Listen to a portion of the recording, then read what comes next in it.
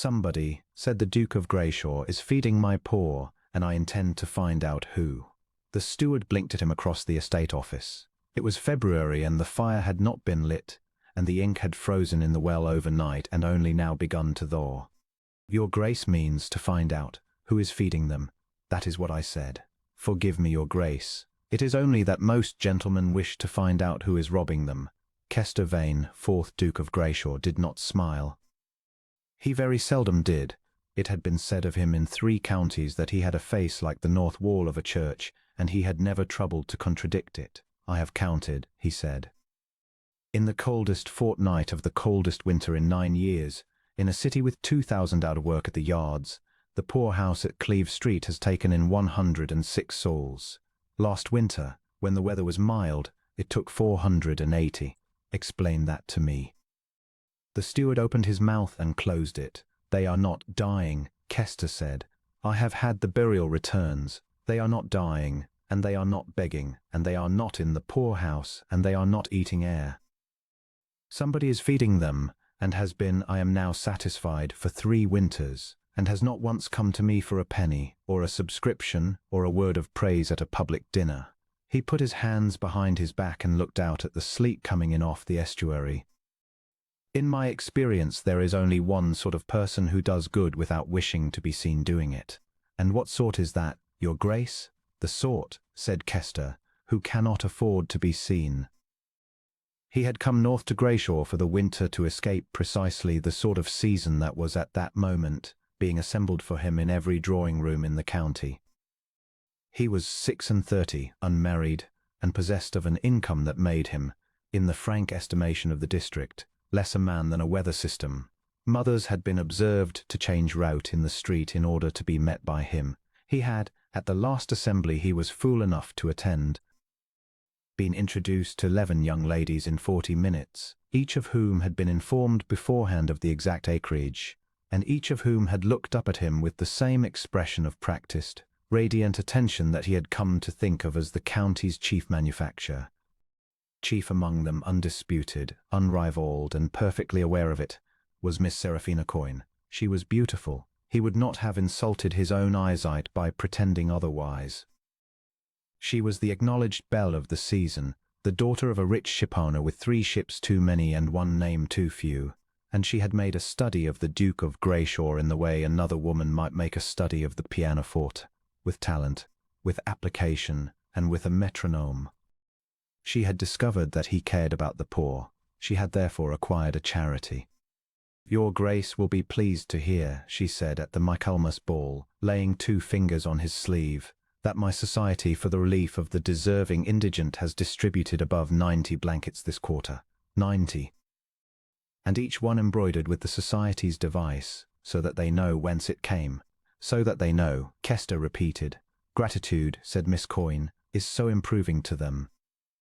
He had looked down at her lovely upturned face and thought, with a coldness that surprised even him, that she would make an excellent duchess and that he would rather be buried at sea. Now it was February, and he stood in the sleet at the door of a soup shop on Cleeve Street, in a plain coat, with his hat down, watching. He had watched for 4 nights. On the first 3 he had seen nothing but the ordinary traffic of the poor. On the 4th, at 8:30, a covered cart came down the lane, and a woman got out of it. She was not what he expected. He did not know what he had expected, a committee perhaps, a beadle, some fat philanthropist with a subscription list. What came out of the cart was a woman of perhaps 25 in a grey cloak turned twice at the hem, with a shawl over her head against the sleet, and she was carrying, with both arms, a great iron pot that plainly weighed more than she ought to lift. "Mind the step, Mrs. Odell," she said to somebody inside. "It has frozen again." And then, in the doorway of the soup shop, in the light of a single tallow candle, the Duke of Greyshaw saw the whole of it. There were 4 coppers going. There was a trestle. There were sacks of oats and a barrel of salt herring and a mountain of turnips. And there were 40 people in a queue that did not push, because the queue plain knew from long habit that there would be enough. And there was the woman in the grey cloak moving down the line with a ladle, and she was calling them by their names. "Not my woman, not you there. Names. Kester stood in the sleet with his hat down and heard her say, "Jem, how is the hand?" "Then you'll not lift with it, and I shall know if you do. Mrs. Tarrant, take two. You have Susan at home, and she is small, and I know quite well you will give her yours." "No, Mr. Odell, sit down. You are not going out in this. The boat will keep till Thursday." Nobody thanked her. He noticed that, and it puzzled him for a full minute before he understood, and the understanding went through him like the cold. Nobody thanked her, because she had made it so that nobody had to. She had made it a thing as ordinary as a well. He came back the next night, and the night after, and on the third he was recognized, not by her, but by an old man on the step who took off his cap and said, "God bless your grace," in a voice that carried the length of Cleeve Street, and Kester Vane watched every head in the soup shop come up, and watched the woman in the grey cloak turn round with the ladle still in her hand. She did not curtsy at once. She looked at him for the space of 2 heartbeats, a level, entirely unfrightened look, and what he saw in her face was not awe and not calculation, but a swift, practical dismay, the look of a woman who has been discovered and is rapidly reckoning the cost. Then she set down the ladle and curtsied and said, "Your Grace." "You have the advantage of me," said Kester. "That is very unlikely, Your Grace." Somebody in the queue laughed and turned it into a cough. "Your name," he said. "Honora Fenn." He knew the name. That was the second blow of the evening. He knew it because it was on a list in his own estate office. Fenn of Bracken Row, tenancy that had been in arrears for 2 quarters and had then, mysteriously, been paid in full and had never fallen behind since. Fenn, a clergyman's daughter, he thought. A dead clergyman and a small annuity and a cottage on his own land. "Miss Fenn," he said. "How long?" "Your Grace, how long have you been doing this?" She wiped her hands on her apron. Behind her the coppers steamed. "There is nothing irregular in it," she said. "I have not begged in your name, nor anybody's. I have not taken a subscription. If your steward has had a complaint—" "How long, Miss Fenn?" Honora Fenn looked at him, and he watched her decide as Thomason Vale had once decided about another man, though Kester Vane knew nothing of that, whether he was worth the truth. 3 winters, she said. "With what money?" "My own." "You have an annuity," said Kester, "of £60 a year." "I know it, because it is charged upon a farm that pays its rent to me. £60 will not buy 4 coppers of oats a night for 3 winters, Miss Fenn, and I am tolerably good at figures." The colour came up under her chapped skin. She lifted her chin. "Then your Grace will have worked it out," she said, "and there is no need for me to say it aloud in front of them." And he had worked it out, standing there, with the sleet running off the brim of his hat. The Duke of Greyshaw did the arithmetic of Honora Fenn. £60 a year, and a cottage at Bracken Row, and a father in his grave, and no protector, and no name in the county worth a candle, and a queue of 40 people who did not push. She had not been giving them her surplus. She had not any surplus. She had been giving them everything. The coals she did not burn, the meat she did not eat, the gowns she did not buy. That turned him. Twice she did not spend looking for a husband, 'cause a woman with £60 a year and turned hems does not get looked at twice, and she had known it, and had spent herself anyway. In the dark, on the coldest street in his city, for 3 winters, and had asked him for nothing. Kester Vane had been called cold. He had been called proud. He had been told by his own aunt that he had a heart like a locked coal cellar. Something opened in it that night on Cleeve Street, and never afterwards closed. "Miss Fenn," he said, and his voice was not entirely steady, which astonished him. "You have been feeding my people with my rents, which you paid me, out of an income that will not stretch to it, while I dined at Greyshaw on 11 courses and congratulated myself on my burial returns." The soup shop had gone entirely silent. "That is not how I would put it, Your Grace." "It is how I put it," said Kester. "Put down that ladle." "I will not," said Honora Fenn. "There are 30 people yet to serve, and if Your Grace wishes to be useful, he may take that pot from the second copper, which is heavy, and which I have been lifting alone since November." There was a sound in the room like the whole street holding its breath. The Duke of Greyshaw looked at her for a long moment, and then he took off his hat and handed it to a boy who nearly dropped it, and shrugged out of his greatcoat, and rolled back the cuffs of a shirt worth more than the building, and lifted the pot off the second copper. It was, he discovered, extremely heavy. "You have been lifting this," said, "alone." "Since November," said Honora Fenn, and went back down the line with the ladle. He went back. Of course he went back. He told himself the first time that it was a matter of estate business. He told himself the second time that a landlord ought to see his own city. By the fifth night he had given up telling himself anything, and simply came at 8 in a plain coat, and lifted the pot off the second copper, and did as he was told by a clergyman's daughter with a ladle. He learned a great deal in a fortnight, and almost none of it was about the poor. He learned that Honora Fenn slept 4 hours. That she rose at 5 to do the marketing at the fish quay, because the fish that could not be sold in the morning could be had for pennies at dawn if you were there before the cats. That she had taught herself, from a book, to reckon the cost of a man's day in oats and salt and fat, and that she carried the whole of it in her head, so that when the herring failed she knew to the ounce what must go into the pot instead. He learned that she was funny. That surprised him more than anything. She was dry and quick and quite merciless about the pretensions of the great, and on the night she discovered that the tall silent man carrying her pots had sat in the Lords for 11 years, she said, "Then your Grace has had a good deal of practice at appearing to listen, and I shall know how to value it." And he laughed aloud in a soup shop on Cleeve Street, and 40 people stared at him as though the north wall of the church had spoken. He learned that she was afraid of exactly one thing. "They will find out," she said, one night in March, sitting on an upturned crate with her hands round a cup because they had cracked with the cold, "the county. And when they do, they will make it into something. It is something. It is turnips," said Honora. "It is turnips, and it is arithmetic, and it wants no more virtue than mending a fence.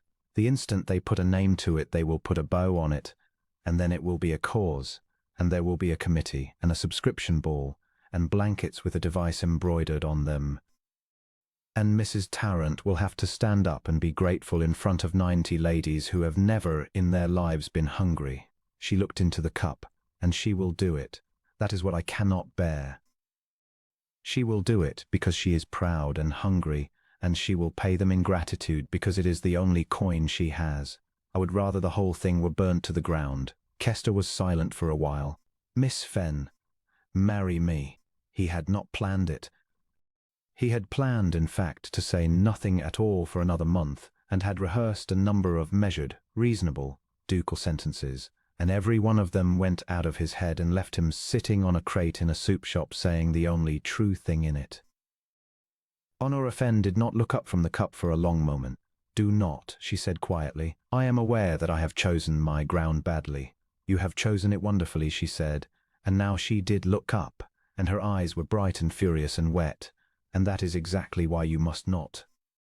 Because it is dark and it is cold, and I am useful, and you are lonely, and a man of your rank has never in his life been permitted to be either of those things where anyone could see him. In 3 months you will be in London among your own people, and I shall be a woman with red hands who smells of herring, and you will remember what you have done, and you will be too honourable to unsay it, and I will not be the making of that misery for you. No, I thank you, no." The fire in the copper hissed. "You have not asked," said Kester, "whether I have considered it. You have not considered it. I have considered nothing else since the first night, when you told me to lift a pot," he said. "I am not a boy, Miss Fenn.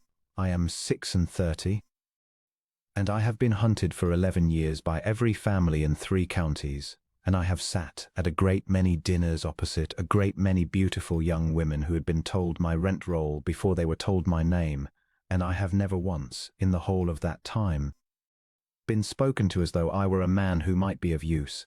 You did it inside 4 minutes. You did it with a pot of oats. That is loneliness," she said. "It is not love." "Then let me tell you what the rest of it is," said Kester Vane, and he stood up, because he could not say it sitting down. "It is that you know their names. It is that you buy fish at dawn so that a woman I have never met may eat. It is that you have paid me my rent, Miss Fenn, out of £60, while sitting cold in a house on my own land, and never once come to me with your hand out, and never once used a hungry man as a step to climb by. It is that you were angry with me for 11 courses and told me so. It is that when I asked you to put down the ladle, you refused. He looked down at her. I have been told all my life that a duke must marry his equal. I have gone 3 winters without finding one.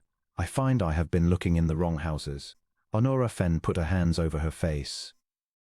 Go away, she said, muffled. Go away, your grace, and come back on Thursday, and do not say another word until Thursday, or I shall say something I have no business saying.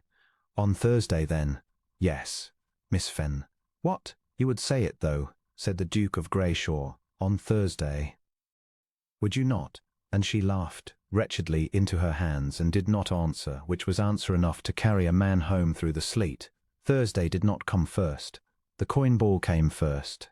He had accepted it in November, in the vague way of a man agreeing to a thing 4 months distant, and could not now withdraw without a public insult, and he stood in Mr. Coin's blazing new ballroom under 3 chandeliers of Bohemian crystal, and let the county pour past him, and thought about a crate in a soup shop. Miss Seraphina Coin was in white satin and pearls, and she was, he acknowledged, the handsomest thing in the north of England. She was also, that night, triumphant.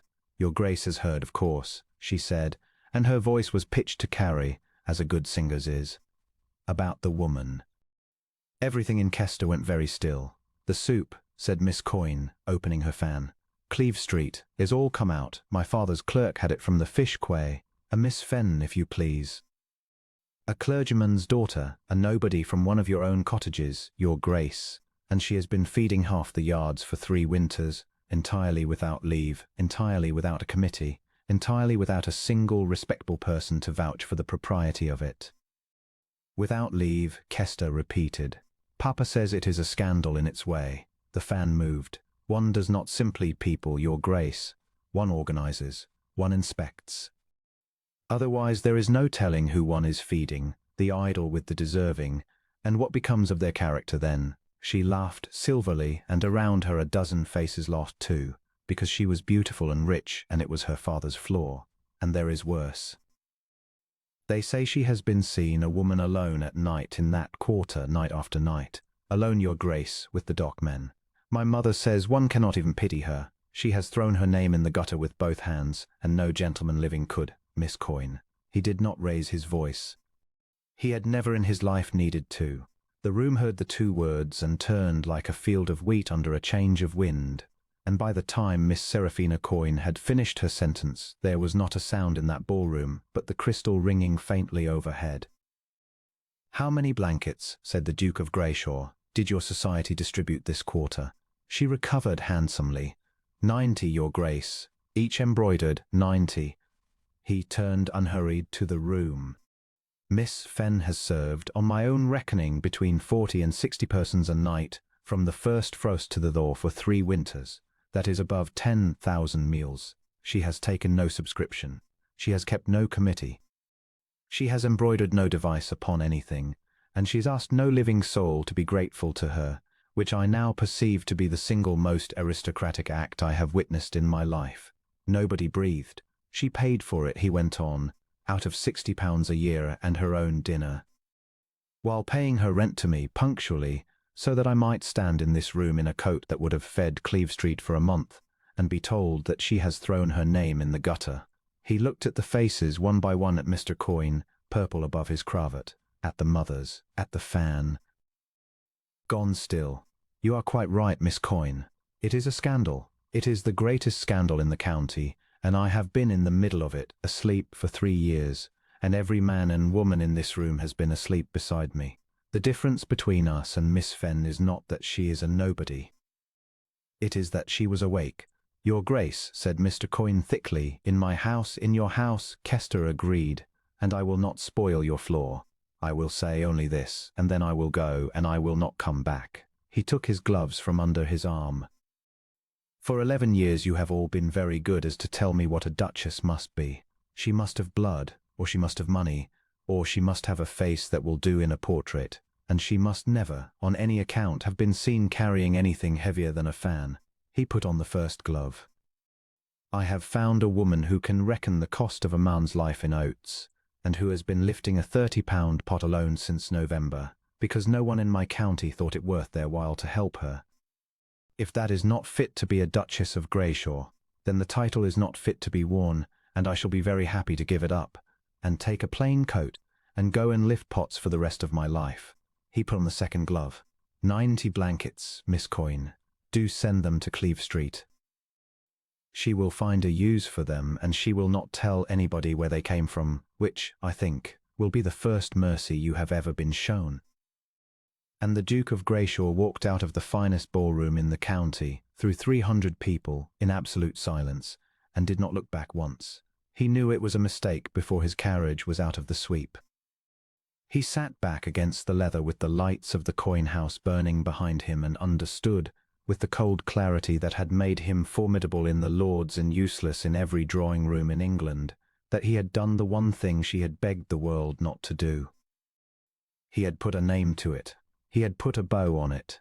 By noon tomorrow there would not be a house in the north that was not saying Miss Fenn and the Duke of Grayshaw in the same breath, and by Friday there would be a committee, and a subscription ball, and somebody would propose an inspection, and Mrs. Tarrant would be required to be grateful in front of 90 ladies who had never in their lives been hungry. He had defended her by destroying the only thing she had asked to keep.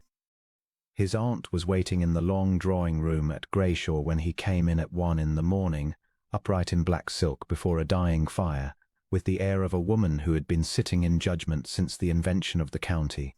"You have ruined yourself," said Lady Marchmore. "Very likely." 300 people, Kester. "Nearer 350, said the Duke of Grayshaw, and rang the bell. His aunt watched him, narrowly, while he gave his orders to a footman who had plainly been asleep 4 minutes earlier, the undergroom to be roused, a horse saddled, Mr. Ledwich, the attorney, to be brought out of his bed in the town and here, at Grayshaw, within the hour, and to bring the deed-box of the Cleeve Street properties, and to bring a clerk, and to bring candles enough for a long night. At 1 in the morning, said Lady Marchmore. "He may charge me for it." "And what," she said, "do you imagine you are doing?" Kester stood at the cold hearth with his hands behind his back. "When I was a boy," he said, "you told me that a duke's first duty is that his people should not want. I have believed it all my life. I have believed it so thoroughly that I never once went down to Cleeve Street to see whether they wanted, because I had a steward, and the steward had returns, and the returns were satisfactory." He looked at the ashes. "A woman with £60 a year has done my duty for me for 3 winters, aunt in the dark, with a ladle, and she paid me my rent while she did it. I have not been ruined tonight. I was ruined some years ago, and nobody troubled to tell me." Lady Marchmore said nothing for a while. She was a hard old woman and an honest one, and the two had never been at war in her before. "And so you will marry her," she said at last, "if she will have me. Which she will not tonight, because tonight I have made her the property of the county, and she will never forgive me for it unless I can take it back." "You cannot take it back, it is said." "No," Kester agreed, "but I can make it worthless to them." He turned round, and his aunt saw his face, and afterwards told her sister that she had never in 40 years seen a vain look like that, and that it had frightened her considerably, and that she had liked it. "They will want to organize her," he said. "They will want to sit on a board and be photographed by the newspapers of posterity and tell hungry men what to feel. Very well. I shall buy the ground out from under them before they have finished their breakfast. A trust, aunt. Bought, conveyed, and charged upon my rents in perpetuity, with a rule written into it that no man relieved by it shall ever be inspected, improved, or made to say thank you, not by a committee, not by a duchess, not by me, one director, not removable, not advisable, not answerable to a soul on this earth, least of all to her husband, if she should ever be so unwise as to acquire one. And if she refuses you?" "Then it stands anyway," said the Duke of Grayshaw, "and Cleeve Street eats for 100 years, and I go back to being what I was, which is a man who dined on 11 courses while a clergyman's daughter carried a £30 pot alone since November." He took up the candle. "Good night, aunt. I am going to be extremely busy, and I am going to be very poor company for about 9 hours, and at 8 in the morning I am going to drive to Bracken Row." Lady Marchmore rose and gathered her black silk and went to the door, and there she stopped. "Kester, aunt." 90 blankets, said Lady Marchmore, with enormous distaste, with a device embroidered upon them. She lifted her chin exactly as another woman had lifted hers over a ladle, though she would have died before admitting the resemblance.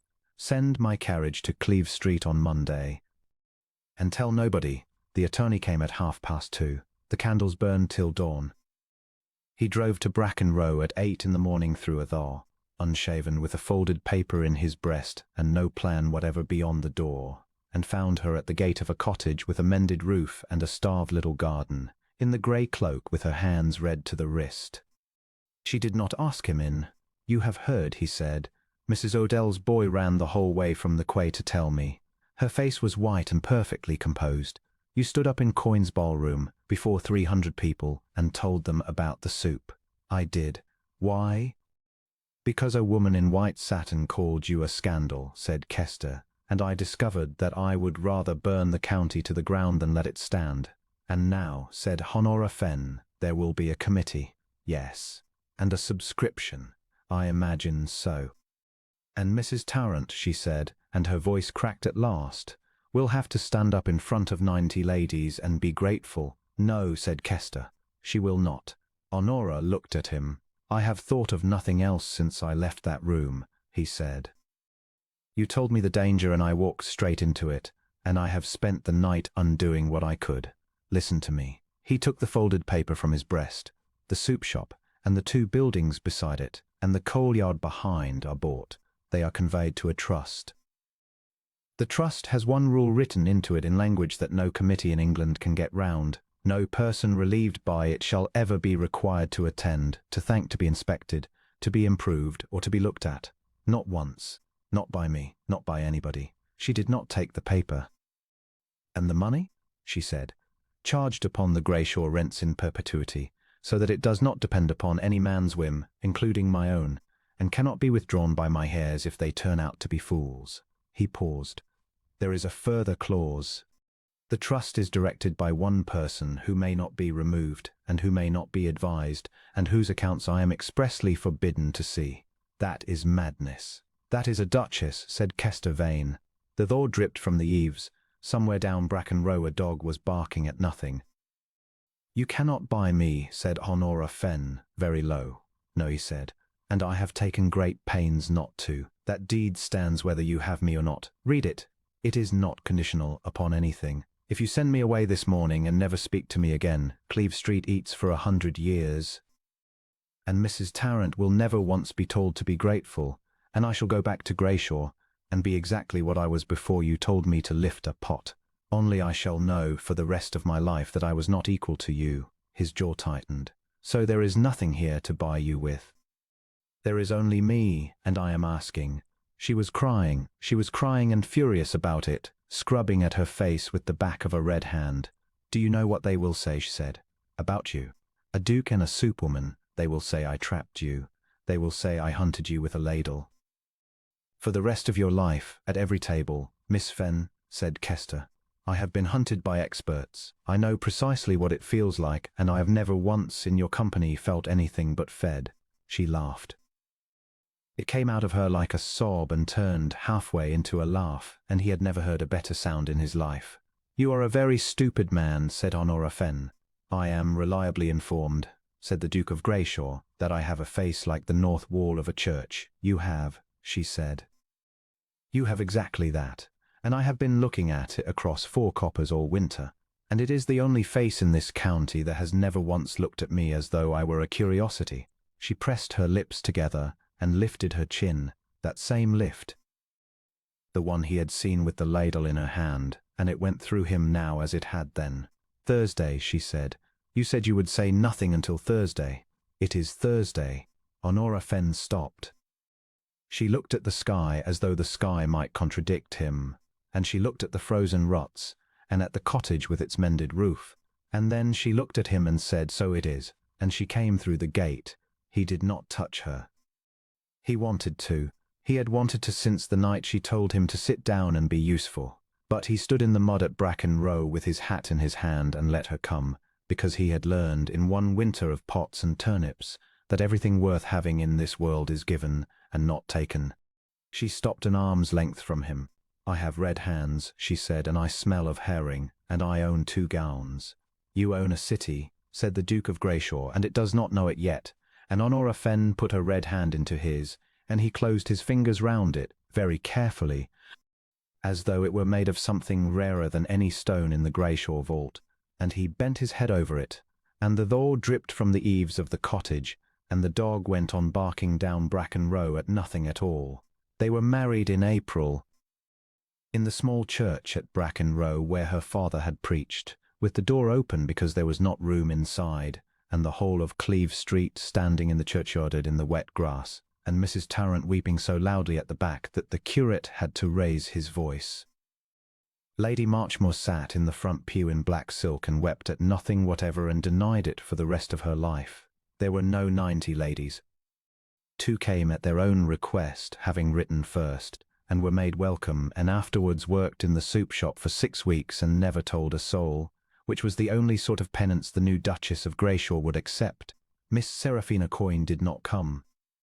She married 2 years later a baronet with a good house and a bad temper, and grew old in a drawing-room, and was heard, in her 50s, to remark that the Duchess of Grayshaw had always been shockingly plain, and was heard by nobody, because by then the county had made up its mind. The county had made up its mind on a Tuesday in the second winter, when the fever came through the yards and Kester Vane carried a woman he had never met out of a flooded lodging-house with her arms round his neck, and set her down in a room in his own city that his wife had built for exactly that purpose, and went back for the next one, and when he came out at 4 in the morning, grey to the elbows, and found the Duchess of Grayshaw at the trestle with a ladle, ordering him, in front of everybody, to sit down and eat something, befell over. He sat down. He ate. It was oats and salt and a little fat, and he had eaten 11 courses at Grayshaw that had not been half so good.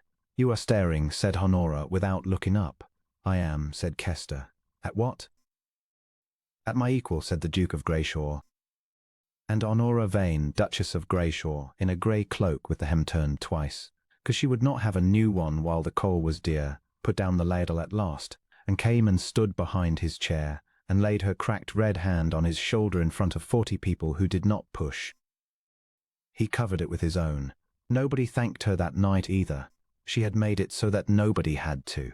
But when she was very old, and the coppers had been going on Cleeve Street for 50 winters, and there were 3 streets and a school and a fever house that bore no name at all, because she would not permit it, the men of the yards, who did not remove their caps for princes, removed them for a small stooped woman in a grey cloak every time as she passed, and the Duke of Grayshaw, who had a face like the north wall of a church and who had smiled, by his wife's reckoning, perhaps 400 times in his life, and every one of them at her, would walk beside her with her arm through his, and would look at them looking at her, and would think, as he had thought on the coldest night of the coldest winter in 9 years, that he had gone out into the sleet to find out who was feeding his poor, and had found his wife